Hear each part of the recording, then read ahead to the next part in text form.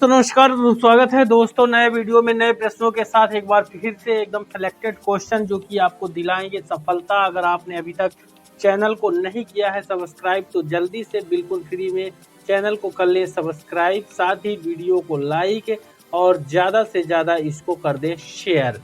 तो यहाँ पर क्वेश्चन आप देख सकते हैं, कठिनता लेवल आज के वीडियो पर हमने रखा है ज़्यादा, ताकि आपके एग्जाम पर जो डिफिकल्ट टाइप के 30 से 40% क्वेश्चन आते हैं उनमें भी आपको सफलता मिले। हमारे वीडियो की विशेषता है 10 मिनट करीब का वीडियो रहेगा और यहाँ पर एक क्वेश्चन आपका 1 मिनट में हो जाएगा। साथ ही क्वेश्चन के साथ एक्सप्लेनेशन यानी डिटेल उसकी बता देंगे।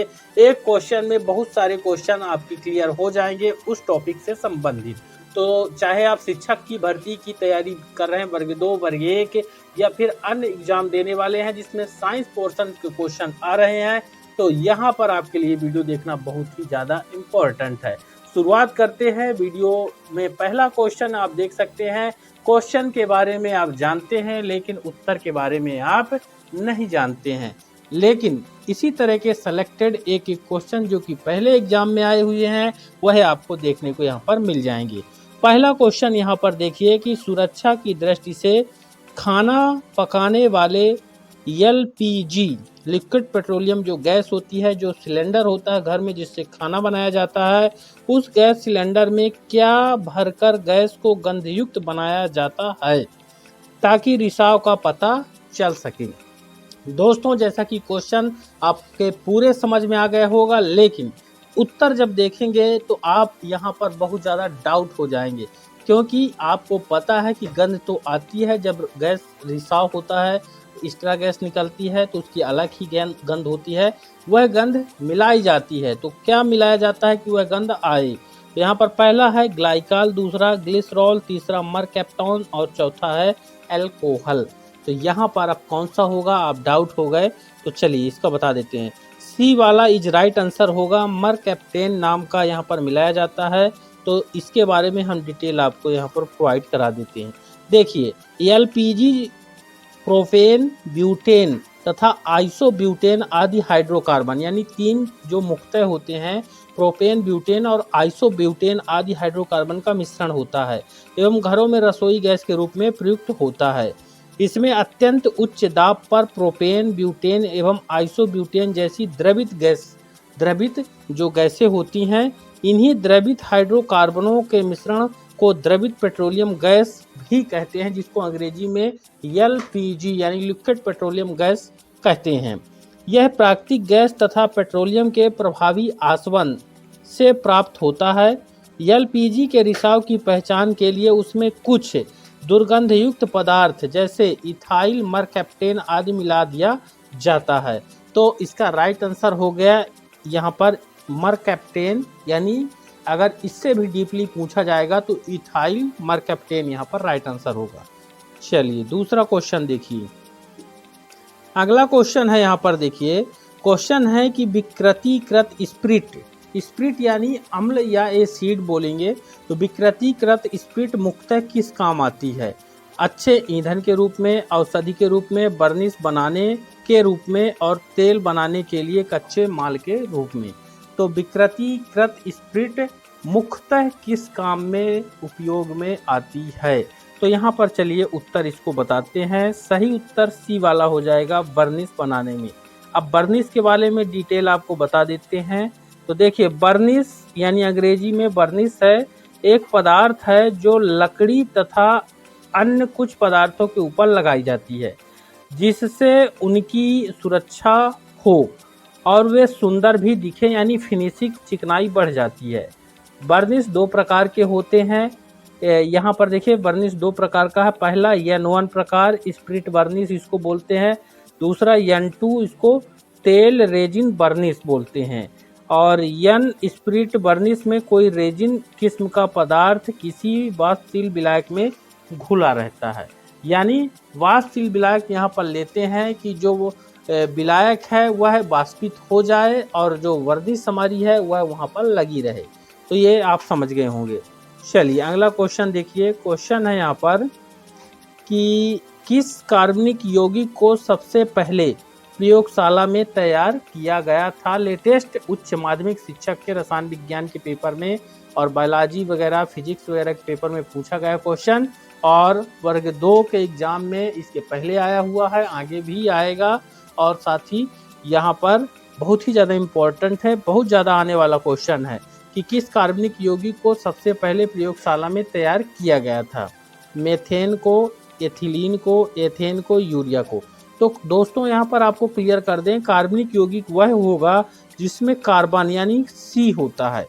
सी यानी कार्बन, जैसे CH4, ये पहले वाले मेथेन का यहाँ पर ये सूत्र है। तो इसमें कार्बन है तो कार्बनिक यौगिक हो गया। लेकिन क्वेश्चन है कि सबसे पहले प्रयोगशाला में कौन सा तैयार किया गया है कार्बनिक यौगिक। तो इसका राइट आंसर यहाँ पर आपको बता देते हैं, डी वाला होगा यूरिया। ये वही यूरिया है जिसको हम खेतों में खाद के रूप में प्रयोग करते हैं। इसका डिटेल आपको थोड़ा सा दे दें, डिटेल में है देखिए यूरिया के बारे में। 1828 में बोहलर ने समावैवीकरण अभिक्रिया द्वारा गर्म अमोनियम साइनेट से प्राथमिक कार्बनिक यौगिक यूरिया का निर्माण किया। देखिए अमोनियम साइनेट, इसको भी ध्यान रखना है, अमोनियम साइनेट से प्राथमिक कार्बनिक यौगिक यूरिया बनाई गई है और सबसे पहला यौगिक है जो कि लैब में कार्बनिक यौगिक के रूप में बनाया गया है। 1828 में बोहलर ने बनाया है, समावैवीकरण अभिक्रिया के द्वारा गर्म करके इसको बनाया गया है। तो इसको ध्यान रखिएगा, अमोनियम साइनाइड से इसको बनाया गया है। अगला इंपॉर्टेंट क्वेश्चन देखिए, कौन सा प्लास्टिक खाने के पदार्थ को पैक करने में प्रयोग होता है। तो बहुत ही ज़्यादा इम्पोर्टेंट है, हमारे डेली नॉलेज में ये क्वेश्चन होना चाहिए कि कौन सा प्लास्टिक है जो खाने के पदार्थ को पैक करने में प्रयोग होता है। बहुत से ऐसे पदार्थ हैं जो कि यहाँ पर प्लास्टिक के थैलियों में रहते हैं, खाद्य पदार्थ, लेकिन वहाँ पर जो है प्लास्टिक कौन सी क्वालिटी का होना चाहिए, तो क्या उसमें होता है। तो यहाँ पर देखिए पॉलीविनाइल क्लोराइड यानी PVC हो गया, पॉलीप्रोपिलीन, पॉलीइथिलीन और टेट्राफ्लोरोएथिलीन, टेफ्लॉन जिसको बोलते हैं, ये 4 हो गए। कौन सा प्लास्टिक खाने के पदार्थ को पैक करने में प्रयोग किया जाता है।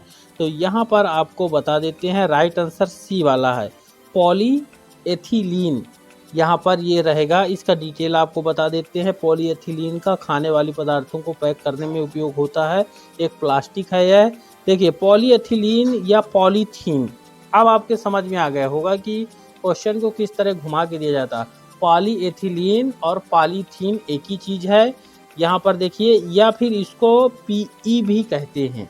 IPSC नाम अगर देखें तो पॉलीएथीन या पॉली या मेथिलीन ये एक ही चीज़ें हैं। सबसे अधिक उपयोग किया जाने वाला प्लास्टिक है। वर्तमान में इसका वार्षिक वैश्विक उत्पादन 8 करोड़ टन है। इसका मुख्य उपयोग पैकेजिंग यानी प्लास्टिक के थैले, जिओम्ब्रेन, बोतल और अन्य पात्र बनाने में होता है। पॉलीथीन कई प्रकार का होता है, जिनमें से अधिकांश का सूत्र जो है C2H4 यानी H2 होता है। दूसरे शब्दों में कह सकते हैं कि पॉलीथीन एक प्रकार के कार्बनिक यौगिकों का मिश्रण होता है जिसमें N का मान अलग अलग होता है। पॉलीएथिलीन एक बहुलक होता है, यह एथिलीन के अणु द्वारा बनता है। यह एक बहुउपयोगी पदार्थ भी होता है।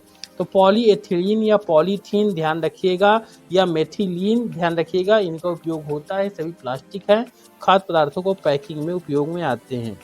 अगला इंपॉर्टेंट क्वेश्चन देखिए, क्वेश्चन है कि ऐसे तत्व जिनमें धातु और अधातु के गुण पाए जाते हैं क्या कहलाते। सिंपल क्वेश्चन है, बहुत ज़्यादा आता है। आदर्श धातु, उपधातु, मिश्र धातु और धातु मल। तो इसको आप जानते होंगे क्या बोलते हैं, उपधातु ही बोलेंगे यहाँ पर, जिसमें धातु और अधातु दोनों गुण होते हैं। इसका यहाँ पर देखिए थोड़ा सा डिटेल, वे तत्व जिनमें धातु तथा अधातु दोनों के गुण पाए जाते हैं उन्हें उपधातु मेटेलॉइड कहते हैं। जैसे boron, silicon, germanium, arsenic, antimony और टेल्यूरियम, ये 6 प्रह उपधातु कहे जाते हैं। तो यहाँ पर देखिए बोरान हो गया, सिलिकॉन हो गया, जर्मेनियम, आर्सेनिक, एंटीमनी और टेल्यूरिन, ये 6 होते हैं। और कार्बन, एल्युमिनियम, सेलेनियम, पोलोनियम और एस्टेटीन को भी कुछ सीमा तक उपधातु कहा जाता है। ठीक, उपधातु की श्रेणी में ये आ जाते हैं क्योंकि अपवाद इनमें बहुत ज़्यादा है। चलिए दूसरा क्वेश्चन देखिए। अगला क्वेश्चन है कि निम्नलिखित में से कौन सा एक अस्थायी कण होता है। इलेक्ट्रॉन, प्रोटॉन, न्यूट्रॉन और ये सभी। अस्थायी कौन सा होता है दोस्तों? तो अब आप डाउट हो गए कि इसमें अस्थायी कण कौन सा होता है। तो राइट आंसर सी हो जाएगा, न्यूट्रॉन। कोई आवेश जिसमें नहीं होता है। इसका यहाँ पर बता देते हैं। न्यूट्रॉन की खोज जेम्स चैडविक ने 1931 में की थी। ये चीज़ ध्यान रखिएगा, कब की थी? 1931 में। न्यूट्रॉन एक आवेश रहित मूलभूत कण होता है जो परमाणु के नाभिक में प्रोटॉन के साथ पाया जाता है। इसे स्मॉल एन से दर्शाया जाता है। तो ये कंप्लीट डिटेल इसके बारे में हो गई। और ये आवेश रहित कण होता है। और यहाँ पर देखिए अस्थायी कण भी होता है ये। ठीक, अगला इंपॉर्टेंट क्वेश्चन देखिए कि एक परमाणु में 9 इलेक्ट्रॉन है और 10 न्यूट्रॉन है। उसकी द्रव्यमान संख्या यहाँ पर पूछी गई है, कितनी होगी? अब आप डाउट हो जाएंगे होगा कितना। तो यहाँ पर देखिए सभी तरह के विकल्प हैं। 9 है, 10 है, 18 है, 19 है।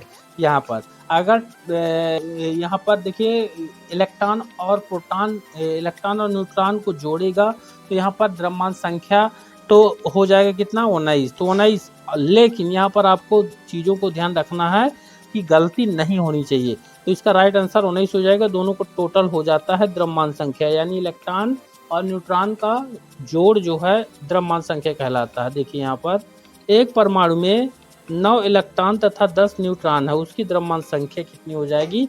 19 हो जाएगी। ठीक, फिर अगला क्वेश्चन देखिए, परमाणु के नाभिक का आकार कितना होता है? नाभिक का आकार होता है, कोई भी परमाणु हो तो 10 की पावर -5 m, 10 की पावर -9 m, 10 की पावर -10 m, 10 की पावर। तो यहाँ पर 4 विकल्प मिलेंगे। थोड़ा डिफिकल्ट टाइप का क्वेश्चन है। राइट आंसर आपको यहाँ पर दे 10 की पावर -15 m, ये डी वाला राइट आंसर होगा दोस्तों। यहाँ पर देखिए इसमें आपको डिटेल दे देते हैं। देखिए नाभिक में प्रोटॉनों के वितरण से नाभिक का औसत व्यास निर्धारित होता है, जो कि 1 की पावर -10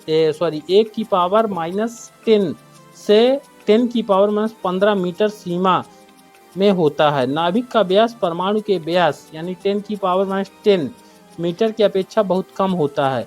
इसलिए परमाणु के भीतर नाभिक बहुत ही कम आयतन घेरता है और उसकी जो अधिकतम सीमा है 10 की पावर -15 होती है, मीटर सीमा में होता है। तो इस चीज़ को ध्यान रखिएगा। ठीक, अगला इम्पोर्टेंट क्वेश्चन देखिए कि एक बीटा कण में उत्सर्जन से परमाणु संख्या तथा परमाणु द्रव्यमान में क्या परिवर्तन होगा? तो परमाणु क्रमांक में 1 की वृद्धि, परमाणु द्रव्यमान अपरिवर्तित, परमाणु क्रमांक 1 की कमी, परमाणु द्रव्यमान अपरिवर्तित, परमाणु क्रमांक अपरिवर्तित और परमाणु द्रव्यमान में 1 की वृद्धि, परमाणु क्रमांक अपरिवर्तित, परमाणु द्रव्यमान में 1 की कमी। तो क्वेश्चन आप समझ गए होंगे। क्वेश्चन सीधा है कि बीटा कण अगर किसी परमाणु से उत्सर्जित हो जाता है, निकल जाता है, तो उसके जो है परमाणु द्रव्यमान में क्या अंतर आएगा। तो यहाँ पर उत्तर आपको दिखा देते हैं। उत्तर हो जाएगा पहला वाला, परमाणु क्रमांक 1 बढ़ जाएगा, 1 की वृद्धि हो जाएगी बीटा कण निकलने से, और परमाणु द्रव्यमान जो है अपरिवर्तित रहेगा, उसमें कोई भी असर नहीं होगा अगर बीटा कण निकलता है। ध्यान रखिएगा इसके बारे में। ठीक, यहाँ पर थोड़ा सा एक्सप्लेनेशन इसका देख लीजिए। बीटा कण नाभिक से उत्सर्जित तीव्रगामी इलेक्ट्रॉन होते हैं। बीटा कण के उत्सर्जन से नाभिक की द्रव्यमान संख्या तो अपरिवर्तित रहती है, परंतु परमाणु क्रमांक में 1 की वृद्धि हो जाती है, क्योंकि वहाँ पर प्लस हो जाता है। इसकी आयनन क्षमता अल्फा कणों से 1/100 गुना कम होती है, अल्फा से कम होगी, परंतु भेदन क्षमता जो होती है बीटा कणों की वो 100 गुना अधिक होती है। ये प्रतिदीप्ति उत्पन्न कर सकती हैं तथा फोटोग्राफिक प्लेट को भी प्रभावित कर सकते हैं बीटा कण। तो यहाँ पर इस चीज़ का ध्यान रखिएगा। ठीक, चलिए अगला क्वेश्चन आपको दिखाते हैं।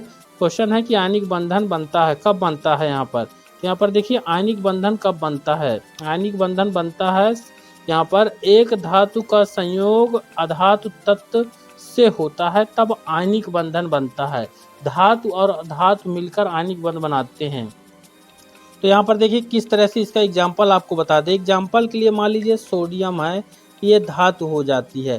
ठीक, आयनिक बंध में Na+ इसको बोलेंगे। फिर Cl रहता है, यानी Cl नमक है, तो यहाँ पर यानी Cl जो है ये Cl- होता है। ये सोडियम धातु है, ये अधातु है, तो दोनों के संयोग से यहाँ पर आयनिक बंध बन गए, यानी प्लस और माइनस ये आयन हो जाती है। तो इस तरह से आयनिक बंध बन जाते हैं। और भी बहुत सारे एग्जाम्पल है, चूँकि वीडियो ज़्यादा बड़ा हो रहा है इसलिए हम ज़्यादा डिटेल अब नहीं देंगे, अगले वीडियो पर समझाएंगे आपको। तो चैनल को सब्सक्राइब जरूर कर लें। आप समझ ही गए होंगे कितने इंपॉर्टेंट क्वेश्चन लेके आते हैं, और लाइक और शेयर कर दें। मिलते हैं हम इस तरह के और